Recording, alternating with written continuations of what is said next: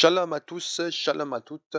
Bienvenue dans cette nouvelle vidéo qui est dans la catégorie Silence, Dieu parle. Le thème d'aujourd'hui sera Tes fréquentations te détruisent.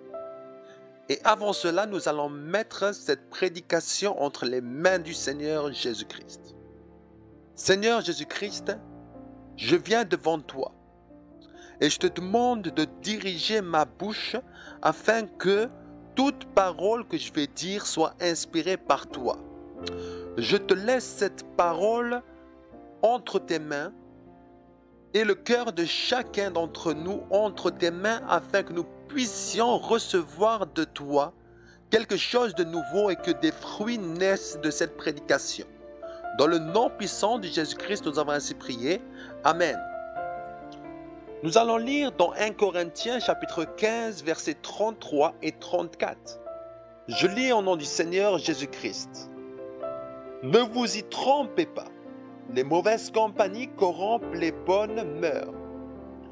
Ressaisissez-vous comme de justes et ne péchez pas, car quelques-uns n'ont pas la connaissance de Dieu.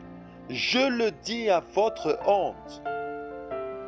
Ici en Europe, mes bien-aimés, il y a un proverbe qui dit « Dis-moi avec qui tu traînes et je te dirai qui tu es. » Pourquoi ce proverbe eut lieu? Parce que nous voyons que lorsque tu fréquentes des bonnes personnes, automatiquement tu vas devenir une bonne personne. Mais lorsque tu fréquentes des mauvaises personnes, tu vas devenir une mauvaise personne. Rappelez-vous, mes bien-aimés, que Moïse n'est pas rentré dans la Canaan, la terre promise par Dieu. Pourtant, c'est lui qui devait y rentrer en premier même. Mais ses influences, pendant des années, le peuple israélien était rebelle, était un peuple qui était largement repris par Dieu et même massacré des fois par Dieu. Parce que le peuple israélite était rebelle. Parce que le peuple israélite était là et il troublait Moïse. Et par cela, il y a eu une désobéissance de Moïse. J'ai voulu illustrer dans cette vidéo comment un petit sachet de thé peut maintenant gagner des millilitres et des millilitres d'eau. Et c'est la même chose en fait lorsqu'on a une mauvaise fréquentation. Lorsqu'on s'attache en fait à des personnes qui ne confessent pas le nom du Seigneur Jésus-Christ, voici ce qui arrive. Imaginons que l'eau, c'est ton âme. Et maintenant, imaginons que ton âme est pure, ton âme, il n'y a pas quelque chose qui la trouble. Mais maintenant, voici la mauvaise fréquentation qui est là et qui tout doucement va faire que ton âme va être comme elle. Et cela se fait tout doucement. Cela se fait petit à petit. Et tu vas voir que ta vie de prière, lorsque tu étais peut-être à 1 heure de prière, il y en a peut-être qui sont à largement plus. Ça va diminuer. Et non pas d'un coup comme cela, non. Ça va diminuer 10 minutes. Après 10 minutes. Après 10 minutes.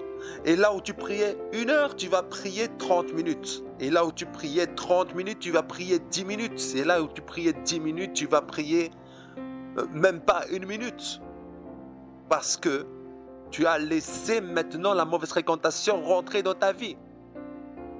Là où tu étais en train de méditer la parole de Dieu pendant des heures, maintenant, tu ne médites plus. Là où tu étais en train de louer le Seigneur, d'adorer le Seigneur, là maintenant, tu ne l'adores plus. Ça, maintenant, ça te fatigue. Mais tu vas voir que toi, qui ne mentais pas, maintenant, tu vas commencer à mentir. Toi qui n'étais pas violent, maintenant tu vas commencer à être violent. Toi qui n'étais pas jaloux, maintenant tu vas commencer à être jaloux, etc. Parce que tes fréquentations ne sont pas bonnes. Et tu dois maintenant te ressaisir avant qu'il ne soit trop tard. Jésus, notre Sauveur et notre Seigneur, dans Matthieu chapitre 12, versets 44 à 45, voire si nous commençons à 43, nous voyons une parabole qu'il a donnée par rapport à un homme ou une femme qui a été délivré maintenant d'un démon. Le démon est parti, mais il n'a pas trouvé où demeurer. Puis un jour, il est retourné pour voir là où il habitait, chez l'homme ou la femme. Il a trouvé maintenant la maison qui était ornée, la maison qui est nettoyée, parce que le Saint-Esprit avait déjà fait le travail, il l'avait nettoyée, purifiée. Et elle portait en apparence des bons fruits, mais le problème de cette maison, c'est qu'elle était vide. Ce qui veut dire sans propriétaire. Pourquoi? Parce que cette personne avait laissé partir l'onction, avait laissé partir la sanctification, avait laissé partir maintenant Jésus-Christ. Et la Bible nous dit que le démon est venu avec ses amis et maintenant il s'est installé dans cette demeure, il a saccagé la demeure qui avait été maintenant purifiée, etc. par le Saint-Esprit.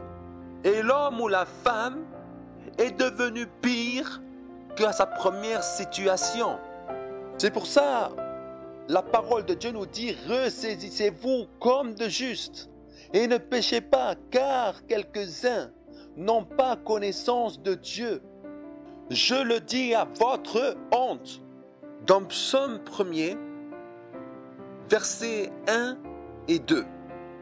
Heureux l'homme qui ne marche pas selon le conseil des méchants, qui ne s'arrête pas sur le chemin des pécheurs, et qui ne s'assied pas sur le banc des moqueurs, mais qui trouve son plaisir dans la loi de l'Éternel et qui médite sa loi jour et nuit. Lorsque tu médites maintenant la loi de l'Éternel jour et nuit, le Seigneur va grandir en toi, l'onction va grandir en toi, la sanctification va grandir en toi. Et c'est impossible maintenant qu'une personne des ténèbres s'attache à toi. Parce que les ténèbres ne sont pas amis avec la lumière.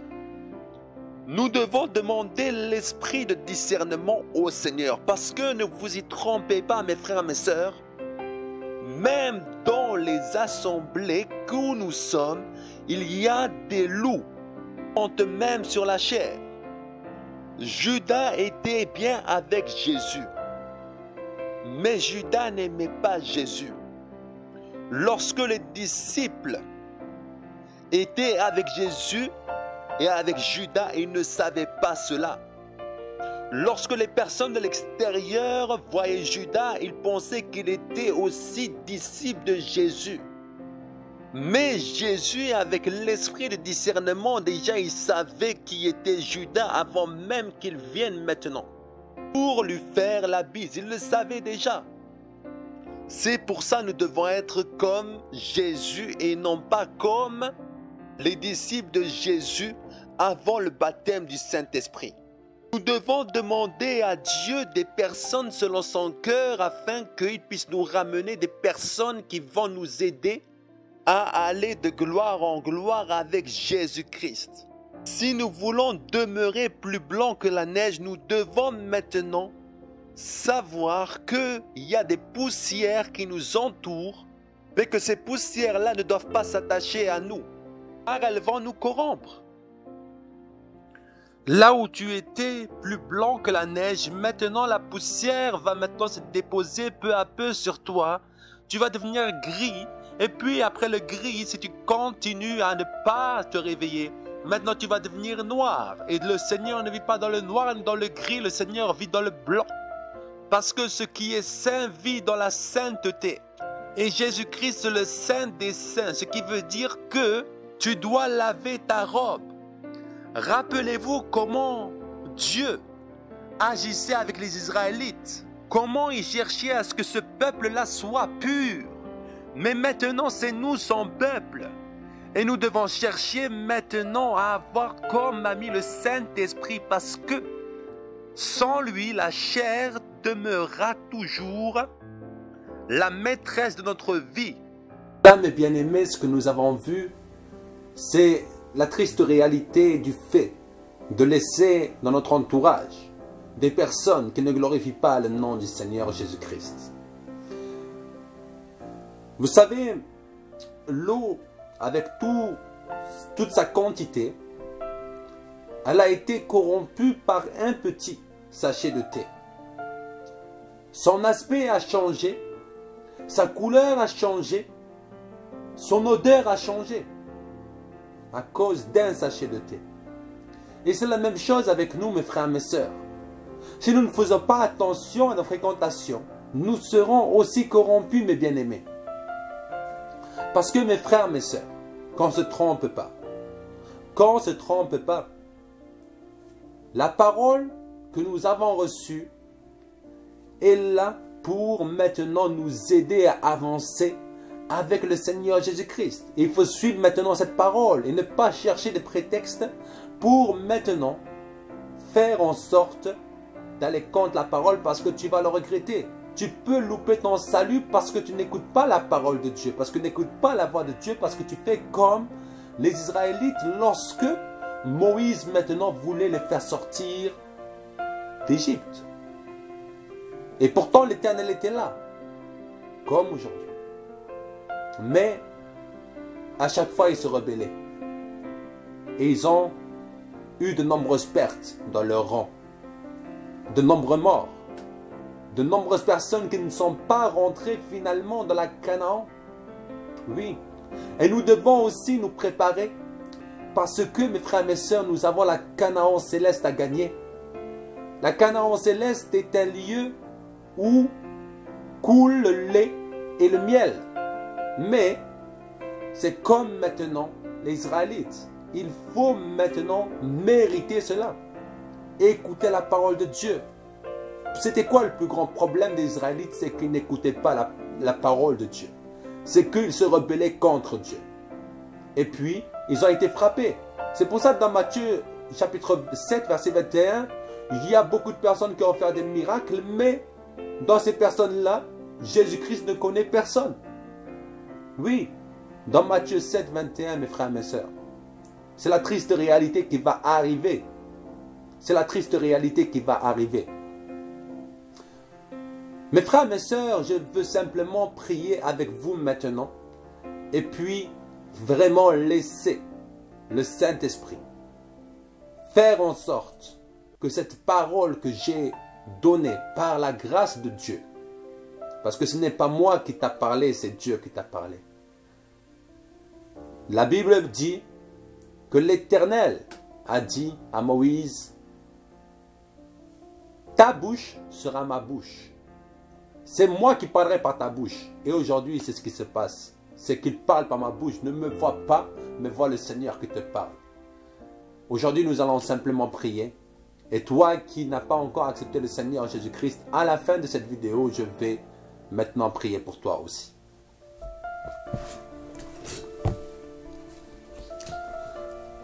Seigneur Jésus,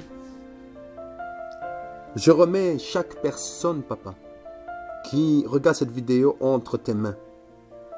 Seigneur, je te demande de toucher les cœurs maintenant dans le nom puissant de Jésus, que les cœurs soient touchés et que vraiment, Papa, ils puissent, Papa, changer de comportement, se repentir et revenir à toi. Père éternel, nous te demandons vraiment que tu puisses diriger des hommes, des femmes selon ton cœur vers mes frères et mes sœurs qui regardent cette vidéo. Unis-nous, Papa. Unis-nous. Pardonne-nous nos divisions. Pardonne-nous, Seigneur, de ne pas avoir entendu ta parole. Pardonne-nous. Mais aujourd'hui, nous voulons nous repentir. Aujourd'hui, nous voulons revenir à toi. Saint-Esprit de Dieu, nous voulons que tu œuvres dans notre vie et que tu ne nous laisses pas vides comme la parabole que Jésus-Christ a donné concernant cet homme ou cette femme. Lorsque le diable est revenu, il a trouvé la maison vide. Et c'est pour ça qu'il est venu, qu'il s'est accaparé maintenant la maison, la demeure. Alors, Seigneur Jésus-Christ, nous te laissons notre vie entre tes mains. Maintenant, à toi, qui n'a pas encore accepté le Seigneur Jésus-Christ ou qui t'est égaré et que tu veux aujourd'hui donner ta vie à Jésus-Christ, simplement répète après moi cette prière. Seigneur Jésus-Christ, je dépose mes péchés devant toi à la croix de Golgotha. Je dépose mes fardeaux devant toi parce que tu es mort pour moi. Tu as été crucifié pour moi. Tu as été maltraité pour moi.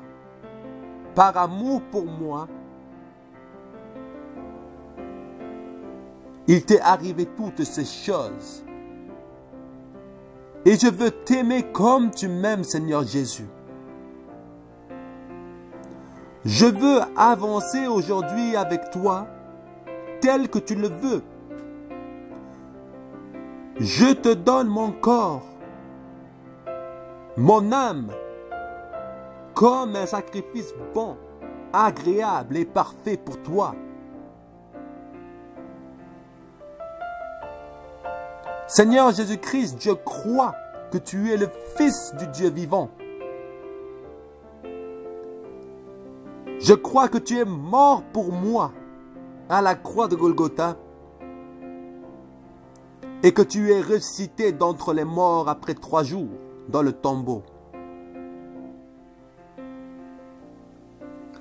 Au nom puissant de Jésus-Christ, Amen.